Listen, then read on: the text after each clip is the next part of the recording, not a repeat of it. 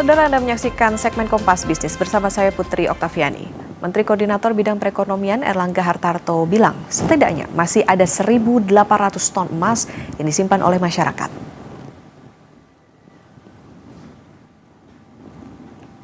Emas itu setara dengan 252 miliar dolar Amerika Serikat atau sekitar 4.458 triliun rupiah. Erlangga memiliki target bahwa emas di bawah bantal bisa berpindah ke instrumen keuangan atau bank emas. Tujuannya mendorong pengembangan ekosistem bullion nasional.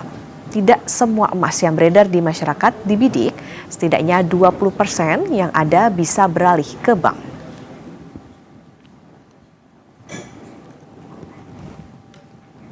Pegadaian tercatat telah memiliki sekitar 153 ton emas dengan nilai kurang lebih 20 miliar dolar Amerika Serikat. Sedangkan Bank Syariah Indonesia mengelola sekitar 20 ton emas.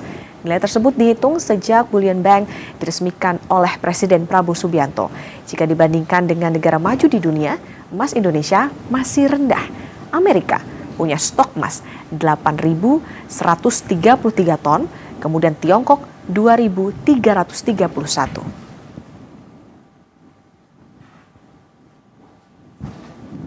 Emas yang ada di bawah bantal ya Bu ya, itu ada 1.800 ton. Nah kalau 1.800 ton itu nilainya juga luar biasa, 252 miliar dolar. Jadi bagaimana tugasnya dari Pegadaian maupun BSI yang 252 billion ini mungkin 20%-nya saja pindah dari ditaruh di bawah bantal ditaruh ke instrumen keuangan ataupun instrumen perbankan di syariah maupun pegadaian. Mulai dari pertambangan, refinery, manufaktur, lembaga jasa keuangan, produk keuangan termasuk kemarin ETF, perdagangan, industri perhiasan. Industri perhiasan juga punya sentra sendiri di Jawa Timur, di Surabaya, dan juga infrastruktur pasar. Hampir di semua kota besar, jalan pertama yang kita lewat, jalan yang sifatnya komersial, pasar, pasti di situ ada toko emasnya. Presiden Republik Indonesia Prabowo Subianto menilai Bank Emas memiliki potensi strategis dalam mengoptimalkan kekayaan nasional. Keberadaan Bank Emas menjadi bagian dari upaya pemerintah agar komoditas emas Indonesia tidak berhenti pada aktivitas penambangan. Emas juga diharapkan dapat disimpan, diperdagangkan, serta memberikan nilai tambah bagi perekonomian nasional. Kita juga telah membangun Bank Emas Indonesia. Kita ingin emas Indonesia tidak hanya ditambang di negeri ini, tapi disimpan, diperdagangkan, dan diberi nilai tambah di negeri orang lain. Hari ini, dengan adanya Bank Emas yang baru beroperasi 1 tahun, Bank Emas kita di Pegadaian dan di Bank Syariah Indonesia sudah mengelola 153 ton emas dengan nilai sekitar 360 triliun rupiah atau sekitar 20 miliar dolar Amerika Serikat. Kekayaan Indonesia harus memperkuat tabungan, pembiayaan, dan perekonomian Indonesia. Seberapa besar potensi Bank Bullion terhadap perekonomian Indonesia, imbal hasil atau keuntungan seperti apa yang membuat masyarakat mengalihkan emas di bawah bantal ke dalam sistem perbankan? Kompas Bisnis akan tanya ke Profesor Telisa Aulia Valianti, ekonom sekaligus guru besar Universitas Indonesia. Selamat pagi, Prof. Telisa. Selamat pagi, Mbak Okta dan pemirsa Kompas TV. Ya, Prof. Telisa, sebetulnya cara kerjanya Bank Bullion ini kayak seperti apa sih?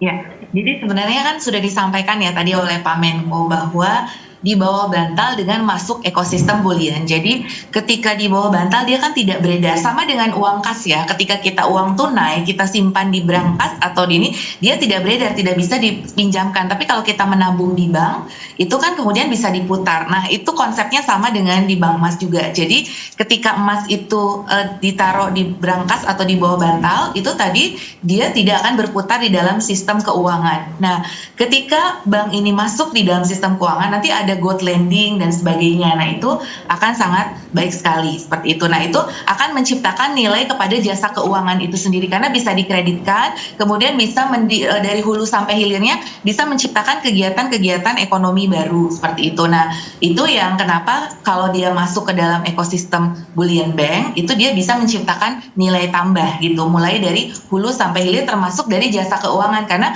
di situ bisa diciptakan produk-produk keuangan yang berbasiskan kepada emas. Seperti contohnya kemarin ada ETF emas. Nah, itu kan ada produk pasar ETF untuk emas jadi berkembang. Itu adalah pasar derivatif untuk emas. Nah, itu jadi ada nilai tambah. Nah, kalau dia di bawah bantal, dia kan nggak bisa di ETF kan. Kemudian nggak bisa juga dipinjamkan dalam bentuk gold bar atau apa ke yang membutuhkan. Kan kalau kayak perbankan kan kita ada deposito, ada kredit. Nah, kredit itu kan sumbernya dari deposito, dari dana pihak ketiga. Nah, ini juga begitu.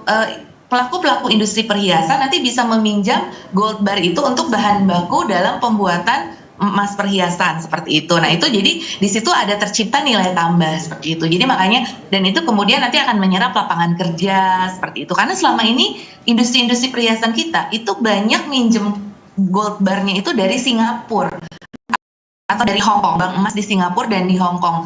Nah itu kan yang dapat nilai tambahnya berarti yang Singapura sama Hong Kong gitu. Nah Indonesia hanya dapat dari nilai ekspor bahan mentah seperti itu. Nah oleh karena itu ini ingin kita kembangkan ekosistem ini agar gold lending dan gold saving ini bisa berjalan secara simultan dan menciptakan nilai tambah tadi seperti itu. Oke, bisa menciptakan nilai tambah artinya bisa diputar di dalam negeri. Nah, kalau dari kacamata makroekonomi, Prof. Telisa, mekanisme Bank Bullion tadi mengubah status emas masyarakat yang pasif, itu tadi alias idle asset menjadi aset produktif seperti kredit. Ini gimana untuk mempertahankan value-nya terutama?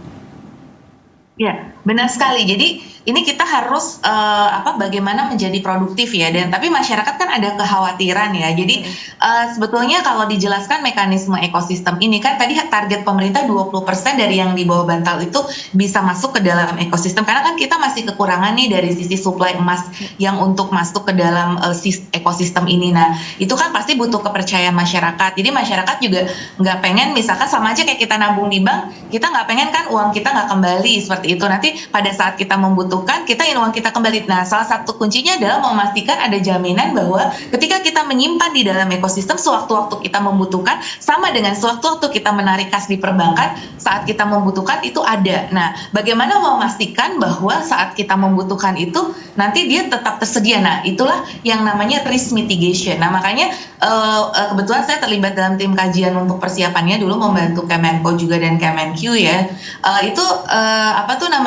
Di situ tuh sudah disiapkan risk mitigation, jadi mitigasi resiko agar ketika masyarakat nanti membutuhkan kembali emas-emasnya itu terjamin ada. Nah, makanya nanti di dalam ekosistem itu ada semacam lembaga penjamin simpanannya, kemudian ada resiko kredit, resiko operasional, resiko likuiditas, itu semua sudah dipertimbangkan, sudah dipersiapkan bagaimana ekosistemnya. Oleh karena itu kenapa yang baru muncul ini baru dua lembaga yang diberikan perizinan, yaitu BSI dan Pegadaian kalau tidak salah seperti itu. Nah itu dua lembaga dulu karena apa, pilot. Nanti kedepannya yang lembaga-lembaga yang memperoleh perizinan dari OJK itu bisa mendaftar jadi bank emas. Tetapi ini kita pilot dulu supaya tadi bisa tahu bagaimana resiko-resikonya seperti itu. Jadi intinya supaya itu bisa masuk dan menciptakan nilai tambah, ada kepercayaan dari masyarakat dulu untuk menarik itu gitu. Nah mereka bisa menyimpan di bank emas itu.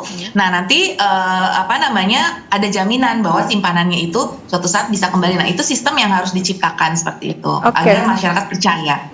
Mempersiapkan bagaimana ekosistem termasuk juga dari segi keamanan dan juga ya kalau misalnya sewaktu-waktu mau ditarik ada gitu barangnya. Nah potensi emas masyarakat di bawah bantal ini kan Prof. Telisa pemerintah memperkirakan mencapai 1.800 ton, di bawahnya Amerika Serikat dan juga Tiongkok. Skema kalau tadi bagaimana mengamankan, nah tapi insentif keuangan atau imbal hasil seperti apa yang realistis untuk menarik emas under the mattress ini masuk ke sistem perbankan resmi itu tadi? Nah, benar sekali. Makanya ada bunga. Jadi sama dengan kita menyimpan deposito, ketika kita menyimpan deposito di bank dalam bentuk cash, dalam bentuk uang, itu kita dapat bunga. Nah, ini pun demikian. Jadi di dalam sistem ekosistem sudah disiapkan, kalau kita melakukan gold deposit, itu kita akan dapat bunga.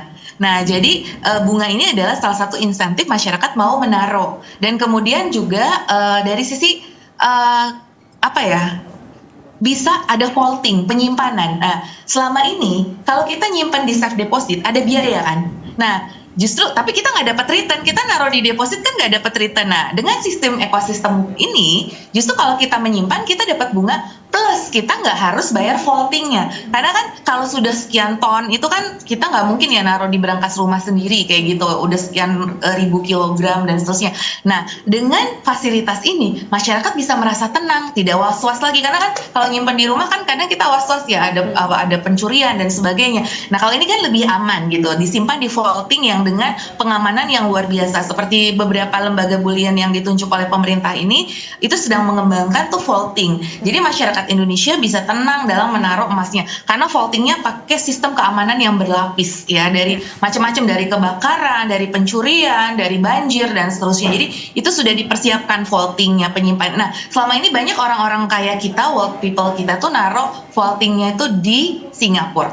Nah, itu berbayar. Nah, dengan sistem ini kita nggak perlu bayar vaultingnya, tapi malah kita dapat bunga. Nah, itu adalah insentif orang untuk masuk di dalam ekosistem bulian ini, seperti itu. Oke, Prof, tadi kan juga sempat disinggung kalau misalnya dengan adanya Bullion Bank ini ya ada semacam LPS-nya gitu, kemudian juga ada risk mitigation yang disiapkan. Nah, tapi kalau balik lagi, kalau misalnya ada resiko likuiditas atau sistemik, kalau misalnya nih Prof, terjadi lonjakan penaikan fisik emas oleh masyarakat saat kondisi ekonomi tidak stabil, ini gimana cara menjaganya atau cara supaya bisa tetap aman, masyarakat tetap percaya, tapi di satu sisi ya barangnya ada gitu.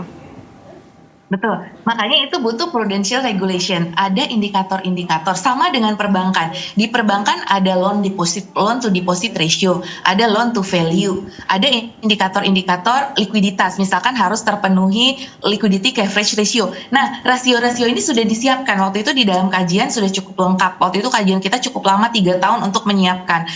3 tahun bahkan sampai sekarang masih terus berkembang. Nah, termasuk indikator, dan di dalam best practice internasional juga sudah ada. Jadi misalkan berapa persen sih maksimum emas yang dipinjamkan. Jadi itu seperti loan to deposit. Jadi dari pinjaman dari simpanan masyarakat berapa persen yang bisa maksimal dikreditkan, misalkan nggak boleh lebih dari 70%. Nah, kalau di aturan OJK itu sudah disiapkan di POJK-nya, itu adalah misalkan kalau tidak salah sekitar 60% gitu. Jadi di tahap awal Bullion Bank ini yang bisa dipinjamkan dari total simpanan itu 60%, supaya nggak semuanya gitu, supaya memastikan bahwa ketika ada kredit macet dan lain sebagainya itu tetap terjaga.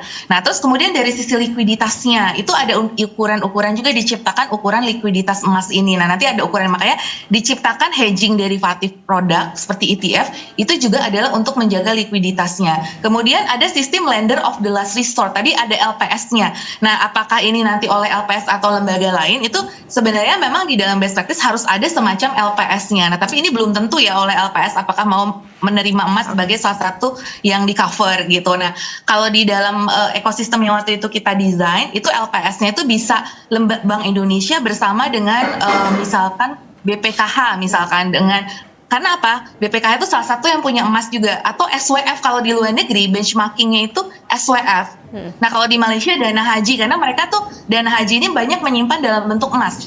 Si uang dari nasabah itu banyak disimpan dalam bentuk emas. Nah, itu jadi lembaga-lembaga keuangan besar yang punya emas, yang punya portofolio emas, itu kita arahkan nanti di dalam ekosistem itu bergabung menjadi lender of last resort. Jadi sistem penjamin simpanan yang menjamin supply emas itu kan berarti yang punya emas. Yang punya emas itu siapa aja lembaga-lembaga besarnya? Bisa Bank Indonesia tadi, bisa BPKH, atau kemudian bisa juga SWF. Dalam hal ini Danantara ke depan juga seperti itu. Kalau di luar negeri ya, tapi kan ini belum di Indonesia. Nah, tapi di luar negeri best practice-nya ada SWF yang punya banyak emas itu jadi penjamin simpanan juga.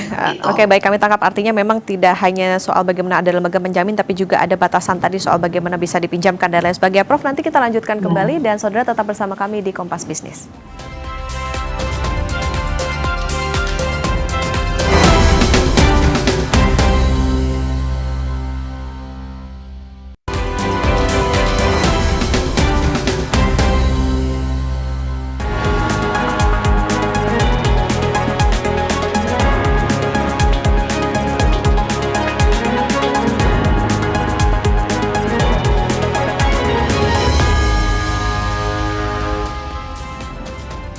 Saudara, Kompas Bisnis kembali untuk Anda dan kita akan melanjutkan perbincangan bersama dengan ekonom sekaligus guru besar Universitas Indonesia, Profesor Telisa Aulia Valianti. Prof, kita lanjutkan kembali tadi kalau berbicara soal bagaimana angka yang dikejar 20% dari 1.800 ton. Kalau dibandingkan negara tetangga seperti Singapura atau negara BRICS yang gencar menumpuk cadangan emas resmi, ini ya bisa dikatakan masih agak rendah nih. Mengapa cadangan emas Bank Indonesia relatif tertinggal dan apa dampaknya terhadap stabilitas rupiah, Prof? Ya, waktu ini juga bagian dari yang kita diskusikan ya dalam persiapan ekosistem ini. Jadi ini sebetulnya berdasarkan sejarah sih. Jadi kenapa negara-negara itu tinggi? Karena mereka dulu di dalam sistem keuangan internasional tuh ada namanya gold system ya. Makanya Inggris, Amerika, Jerman itu punya cadangan emas yang sangat tinggi. Karena dulu tuh transaksi internasional tuh kan banyak menggunakan emas. Jadi secara historis mereka banyak menggunakan emas. Nah, kalau di Indonesia emas ini memang belum seberkembang di negara-negara tersebut ya karena histori. Dan kemudian kalau kita lihat beberapa survei yang dilakukan kepada central bank juga ada ya central bank masih menganggap emas itu masih mahal penanganannya. Jadi karena economic of scale. Jadi kan kalau belum banyak itu penanganannya memang seperti gudangnya dan lain sebagainya itu, dan melihat itu resikonya itu masih cukup tinggi gitu ya karena pasar ininya belum berkembang, pasar derivatifnya. Nah, sedangkan di berbagai negara itu pasar derivatifnya sudah sangat berkembang sebagai hedging tadi ya. Jadi pasar ETF-nya sudah berkembang, manajemen resikonya juga sudah berkembang. Nah, karena di kita itu belum terlalu berkembang, makanya mungkin bank sentral tuh cenderung konvensional, konservatif, jadi tidak mau terlalu banyak menumpuk cadangan emas tersebut seperti itu. Nah, ini sejak adanya geopolitik dan pandemi ya, kita tahu beberapa negara tuh disanksi SWIFT-nya seperti Cina, Rusia itu banyak, maksudnya Rusia sih terutama yang banyak disanksi, dan Cina sendiri lebih banyak ingin mengurangi ketergantungan terhadap dolar dan lebih banyak menggunakan emas dalam transaksi internasional. Nah, sejak itu mereka memborong banget negara-negara BRICS itu banyak sekali memborong emas karena emas ini bisa digunakan dalam perdagangan internasional karena sekarang itu ya dolar, karena dolar sendiri lebih susah dapatnya ya dengan kondisi geopolitik dan fragmentasi perang dagang Amerika Cina dan perang teknologi. Nah, akhirnya mata uang ini ada gerakan dedolarisasi. Nah, emas jadi makin booming gitu seperti itu. Nah, saya nggak tahu ya apakah nanti bisa dikonfirmasi sih ke bank sentral, apakah bank sentral di Indonesia akan lebih juga meningkatkan pembeliannya, karena memang kalau yang lain sudah meningkatkan. Nah, memang setahun 2 tahun terakhir ini memang ada peningkatan itu cadangan gitu. Karena memang relatif lebih susah dalam memanage-nya seperti itu karena kita belum berkembang ekosistemnya seperti itu. Oke, nah kalau gitu kalau secara historis memang masih bisa dikatakan kalah gitu. Bisa nggak kita mengejar itu dan apa kuncinya? Kemudian sejauh mana keberadaan Bank Belian ini dapat membantu negara memperkuat cadangan devisa berbasis emas itu tadi tapi tanpa perlu membebankan APBN secara langsung? Betul, kita tentu ingin mengurangi ketergantungan kita kepada APBN. Justru harapannya dengan adanya bank emas ini nanti bisa menciptakan kan tadi nilai tambah. Ya. Kalau nilai tambah nanti ke pajak juga malah meningkat. Jadi harapannya meningkatkan penerimaan negara. Terus yang kedua menghemat devisa. Jadi karena kita banyak impor tadi dari Bank Belian Singapura ya untuk kepentingan bahan baku industri ataupun industri perhiasan di Indonesia. Karena kita banyak impor itu bisa mengurangi impor gitu. Sama dengan kita kasus B50 mengurangi ketergantungan pada diesel. Nah, ini juga sama, mengurangi ketergantungan pada impor emas batangan. Nah, kalau kita impor emas batangan tuh, nah itu salah satu benefit bullion bank memang menambah cadangan devisa negara gitu. Jadi untuk bank sentral sendiri lebih aman ke rupiahnya dan lain sebagainya, mengurangi kita ketergantungan terhadap dolar. Nanti kalau ekosistem emas ini sudah semakin terbentuk, emas sebagai alat transaksi internasional itu juga bisa dikembangkan. Nah, itu jadi memang harus diciptakan ekosistem yang agar membuat ini menjadi efisien. Cost of managing-nya dari emas itu semakin rendah kalau ekosistem ini sudah banyak berkembang, sehingga kepemilikan emas itu tidak membebani baik bank sentral ataupun kepada APBN. Seperti itu sih, makanya harus diciptakan ekosistem ini. Nah, makanya juga untuk masyarakat kita sendiri dengan nanti melakukan gold saving, menaruh yang tadinya di bawah bantal itu bisa ke dalam ekosistem, itu juga salah satu kontribusi untuk menambah devisa dan nanti meningkatkan nilai tambah, seperti itu sih. Jadi nanti bank sentral juga akan semakin meningkatkan reserve-nya seharusnya. Jadi emas menjadi lebih kompetitif sebagai portofolio pilihan aset dari bank sentral nanti ke depannya, seperti itu. Oke, ini menjadi kunci ya. Dan emasnya makin stabil juga ya, emasnya juga makin stabil ya dari sisi harga acuan domestiknya ya, seperti itu. Baik, tentu ini menjadi kunci bagaimana tadi berkali-kali dikatakan soal bagaimana ekosistem yang aman, terpercaya dan juga bisa bisa dipertanggungjawabkan begitu. Jadi tantangan pemerintah juga untuk mengejar tadi emas di bawah bantal masyarakat untuk bisa memberikan nilai tambah. Terima kasih. Dan juga masalah emas palsu ya Mbak, yang sering jadi di masyarakat ketakutan ini, takutnya emas palsu. Nah, itu sudah disiapkan teknologi X-ray dan lain sebagainya, hallmarking. Harusnya disiapkan juga di ekosistem kita tuh hallmarking untuk mengecek atau assaying untuk mengecek keaslian emasnya, karena memang ada kasus tungsten itu ya yang berapa kilo di China ditemukan waktu itu impor dari China. Nah, itu memang harus, jadi pemerintah pun harus ada jaminan terkait dengan keaslian emas gitu. Oke, balik lagi itu juga bergantung pada bagaimana nanti bisa berdampak pada bagaimana trust dari masyarakat. Terima kasih ekonom sekaligus Guru Besar Universitas Indonesia, Profesor Talisa Aulia Valianti sudah bersama di Kompas Bisnis. Sehat selalu, Prof. Ya, terima kasih.